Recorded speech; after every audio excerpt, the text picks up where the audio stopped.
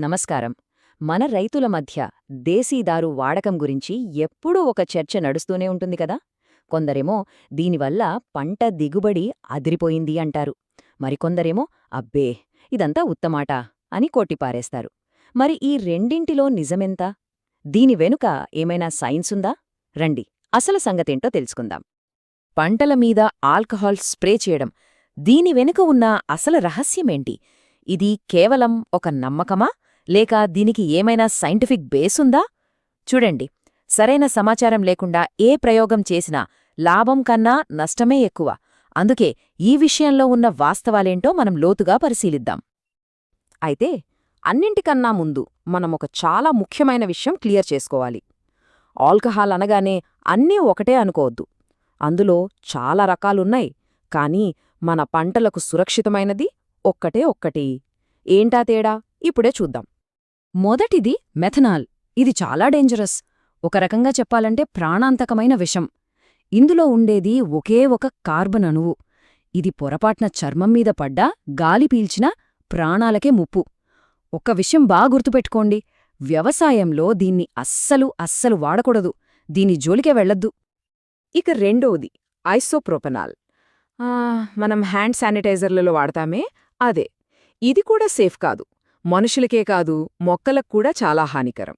So పొరపాటున కూడా దీన్ని పొలంలో ప్రయోగించొద్దు. ఆహా, ఇప్పుడొచ్చాం అసలు పాయింట్కి. ఇదే ఇథనాల్.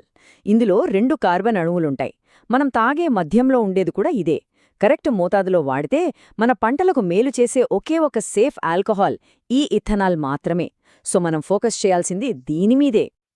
ఒక్కసారి ఈ టేబుల్ చూడండి, ఎంత క్లియర్గా ఉందో కదా. మిథనాల్, ఐసోప్రోపనాల్ రెండూ డేంజర్ జోన్. గ్రీన్ సిగ్నల్ ఉన్నది ఒక్క ఇథనాల్కి మాత్రమే. సో మన ఫస్ట్ అండ్ ఫార్మోస్ట్ రూల్ ఏంటి? వాడాలనుకుంటే అది ఖచ్చితంగా ఇథనాల్ మాత్రమే అయ్యుండాలి. సరే, ఇథనాల్ సేఫ్ అని ఫిక్స్ అయిపోయాం, బానే ఉంది.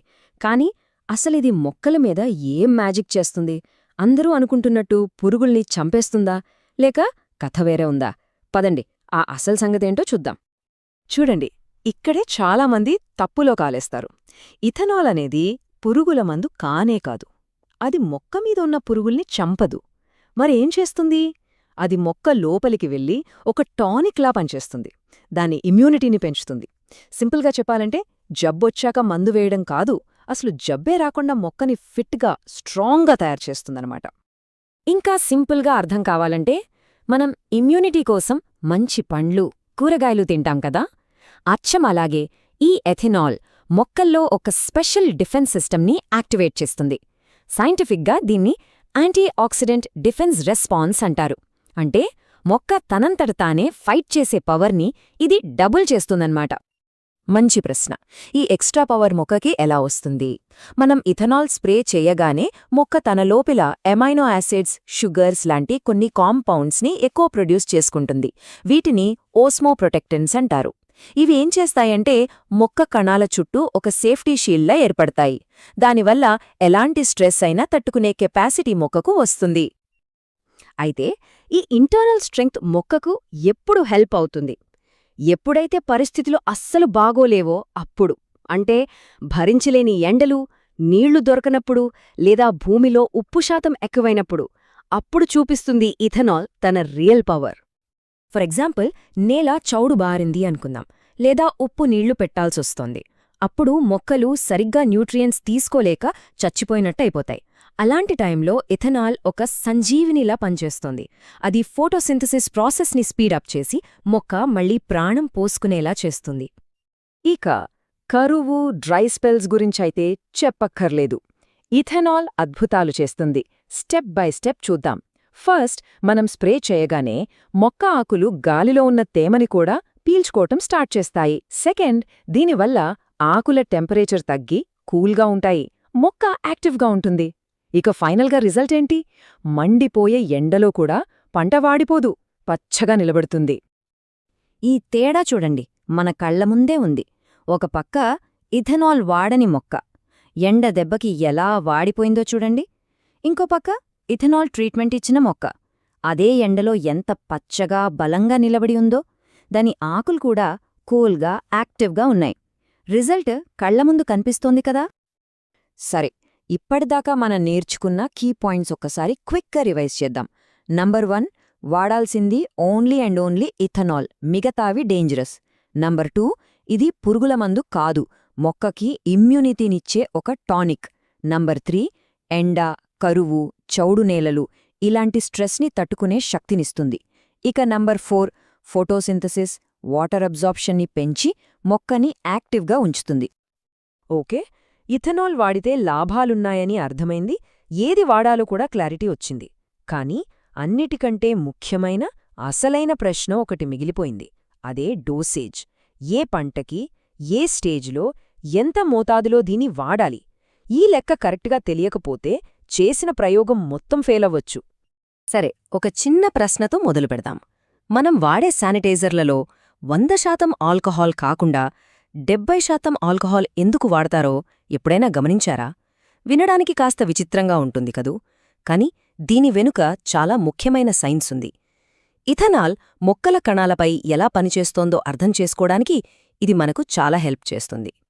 ఇదెలా పనిచేస్తుందంటే, 100% స్వచ్ఛమైన ఆల్కహాల్ బ్యాక్టీరియా మీద పడగానే అది వెంటనే తనను తాను రక్షించుకోవటానికి ఒక కవచంలా ముడుచుకుపోతుంది. కానీ 70% ఆల్కహాల్లో నీళ్లు కూడా ఉంటాయి కదా, ఆ నీళ్లు ఒక ఏజెంట్లా పనిచేసి ఆల్కహాల్ను ఆ కణం లోపలికి తీసుకెళ్తాయి. ఇంకేముంది, లోపల్నుంచి దెబ్బకొట్టి దాన్ని పూర్తిగా నాశనం చేస్తుంది. భలే తెలివైన పద్ధతి కదూ. సరే, ఈ సైన్స్ అంతా బాగుంది, కాని ఫీల్డ్లో అంటే మన పొలంలో పరిస్థితేంటి? పంటలపై వాడేటప్పుడు తీసుకోవాల్సిన జాగ్రత్తలు, మోతాదుల గురించి ఇప్పుడు చూద్దాం. ఒక్క నిమిషం, ఇక్కడ మనం చాలా అంటే చాలా జాగ్రత్తగా ఉండాలి. ఆల్కహాల్ గాఢత కొంచెం ఎక్కువైనా సరే మొక్కలకది చాలా ప్రమాదకరం. ఇది కేవలం హెచ్చరిక మాత్రమే కాదు, ఒక ప్రాథమిక నియమం. ఇది ఖచ్చితంగా గుర్తుపెట్టుకోవాలి. ఎందుకంత ప్రమాదకరమంటారా? చూద్దాం. పంటలపై 10 నుండి 25% కంటే ఎక్కువ ఆల్కహాల్ స్ప్రే చేశారనుకోండి, అది మొక్కలో ఉన్న నీటిని మొత్తం పీల్చేస్తుంది. దాన్నే డీహైడ్రేషన్ అంటారు. ఫలితంగా మొక్క చనిపోతుంది, అంతే. అందుకే దీన్ని ఒక రకంగా బయోలాజికల్ వీడ్ కిల్లర్ అంటే జీవసంబంధ కలుపు మందుగా కూడా చూడొచ్చు. సరే, ప్రమాదాల గురించి తెలుసుకున్నాం. మరిప్పుడు అసలు విషయానికి వద్దాం. అంటే ప్రాక్టికల్గా ఎంత వాడాలి, ఆ ఖచ్చితమైన లెక్కలేంటో ఇప్పుడు చూద్దాం. అంతర్జాతీయ పరిశోధనల ప్రకారం 1 లీటరు నీటికి 20 మిల్లీమోల్స్ అనేది సరైన కొలత. ఇదేంటో కంగారుపడకండి, ఇది సైంటిస్టులు వాడే ఒక స్టాండర్డ్ అన్నమాట. దీన్ని బట్టే మనకు దొరికే ఆల్కహాల్ శాతాన్ని బట్టి 16 లీటర్ల ట్యాంకుకు ఎంత కలపాలో ఇక్కడ లెక్కలు స్పష్టంగా ఉన్నాయి. ఉదాహరణకు దేశీదారులాంటిది అంటే 25% ఆల్కహాల్ ఉన్నది వాడుతుంటే 16 లీటర్ల ట్యాంకుకు కేవలం 75 మిల్లీలీటర్లు. మళ్ళీ చెబుతున్నా, ఖచ్చితంగా 75 ఎంఎల్. ఎక్కువ కాదు, తక్కువ కాదు. ఈ కొలత చాలా ముఖ్యం. అదే కొంచెం ఎక్కువ పర్సెంటేజ్ అంటే 42% ఆల్కహాలున్న బ్రాండ్లు వాడితే మోతాదు ఇంకా తగ్గాలి, కేవలం 44 మిల్లీలీటర్లు. చూసారా, ఆల్కహాల్ శాతం పెరిగే కొద్దీ వాడాల్సిన మోతాదు ఎలా తగ్గిపోయిందో? ఇక్కడే చాలామంది పొరపాటు పడతారు. జాగ్రత్త. ఒకవేళ మోతాదు ఎక్కువైతే ఏమవుతుంది? కేవలం మొక్క వాడిపోవడమేనా? కాదు, ఇంకో పెద్ద ప్రమాదముంది. ముఖ్యంగా వరి, గోధుమ లాంటి పంటల్లో ఇది చాలా పెద్ద సమస్య. దాన్నే లాడ్జింగ్ అంటారు. మన భాషలో చెప్పాడంటే పంట పడిపోవడం. అంటే ఏంటంటే ఆల్కహాల్ ఎక్కువవడం వల్ల మొక్క ఏపుగా, పొడవుగా పెరుగుతుంది, కాని బలంగా పెరగదు.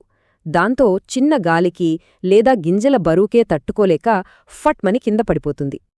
దీనివల్ల వచ్చే నష్టమేంటో ఆ మూలం చాలా స్పష్టంగా చెప్పింది. దీనివల్ల దిగుబడి భారీగా తగ్గుతుంది. అంటే మన కష్టమంతా బూడిదెలో పోసిన పన్నీరే. అందుకే మోతాదు విషయంలో అస్సలు రాజీపడకూడదు. సరే, ఇన్ని ప్రమాదాలున్నాయా అని భయపడక్కర్లేదు. సరైన మోతాదులో జాగ్రత్తగా వాడితే కొన్ని అదనపు ప్రయోజనాలు కూడా ఉన్నాయి. అవేంటో ఒకసారి చూద్దాం. పరిశోధనల్లో కొన్ని మంచి విషయాలు కూడా తెలిసాయి. ఇది మంచు కురిసే టైంలో పంటలకు చిల్లింగ్ టాలరెన్స్ ఇస్తుందట. అంటే మొక్కకు ఒక రకమైన స్వెటర్ వేసినట్టు చలి నుంచి కాపాడుతుంది. అలాగే టమోటాలు కోయడానికి వారం ముందు స్ప్రే చేస్తే అవి ఎక్కువ కాలం తాజాగా ఉంటాయట. వాటి షెల్ఫ్ లైఫ్ పెరుగుతుంది. దీని గురించి ఇంకో విషయం కూడా చెబుతారు. అదేంటంటే మొగ్గలు త్వరగా వికసించడానికి, అంటే వాటి సుప్తావస్థను పోగొట్టడానికి ఇది హెల్ప్ చేస్తుందని. కానీ ఇక్కడే ఒక చిన్న కిట్టుంది. కొన్ని చైనీస్ పరిశోధనలు యాపిల్, దానిమ్మ తోటల్లో ఇది పనిచేస్తుందని అంటున్నాయి. అయితే ఆ మూల రచయిత ఒక సైంటిస్ట్గా ఏమంటున్నారంటే, ఒక శాస్త్రవేత్తగా నేను దీనిని కొంత సందేహాస్పదంగానే చూస్తున్నాను. దీనికి బలమైన సైంటిఫిక్ ప్రూఫ్స్ ఇంకా లేవు. చూడండి, ప్రతిదీ గుడ్డిగా నమ్మేయకూడదు. సైన్స్ అంటేనే ఆధారాలు కదా. మొత్తానికి ఇవన్నీ విన్నాక దీని వాడాలా వద్దా అనిపిస్తుందా? ఒకవేళ ప్రయత్నించాలనుకుంటే ఫైనల్గా పాటించాల్సిన కొన్ని ముఖ్యమైన సలహాలున్నాయి. ఒకేసారి మొత్తం పొలానికి కొట్టేయొద్దు. మొదటిగా మీ పొలంలో కేవలం ఒక చిన్న భాగంలో మాత్రమే ప్రయోగం చెయ్యండి. రెండోది, దాని ఫలితాలు ఎలా ఉన్నాయో ఓ కంట కనిపెడుతూ ఉండండి. అన్నీ బాగున్నాయి, అనుకున్నట్టే పనిచేస్తోందని నమ్మకం కుదిరితేనే ఆ తర్వాత మిగతా పొలానికి వెళ్ళండి. ఇదే సురక్షితమైన పద్ధతి. సరే, ఇక ఈ విశ్లేషణలో మనం చివరి దశకు వచ్చేద్దాం. మొత్తం మీద మనం నేర్చుకున్నదేంటి? ఒక్క విషయం మాత్రం మనందరం క్లియర్గా గుర్తుపెట్టుకోవాలి. ఆల్కహాల్ అనేది పంటలకు ఏదో మ్యాజిక్ చేసే మంత్రదండం కాదు. అదొక సైంటిఫిక్ టానిక్. అంటే దాన్ని ఎలా వాడాలో, ఎంత వాడాలో తెలిసి వాడితేనే అది అమృతం. లేకపోతే అదే విషం. చివరిగా ఈ ఒక్క ఆలోచింపజేసే ప్రశ్నతో ముగిద్దాం. మన సాంప్రదాయ పద్ధతులకు శాస్త్రీయమైన విశ్లేషణ తోడైతే వ్యవసాయంలో ఇంకెన్ని అద్భుతాలు సాధించవచ్చో కదా. నిజమే కదా? ఇది కేవలం ఇథనాల్ గురించి మాత్రమే కాదు, మన వ్యవసాయ భవిష్యత్తు గురించి. ఆలోచించండి.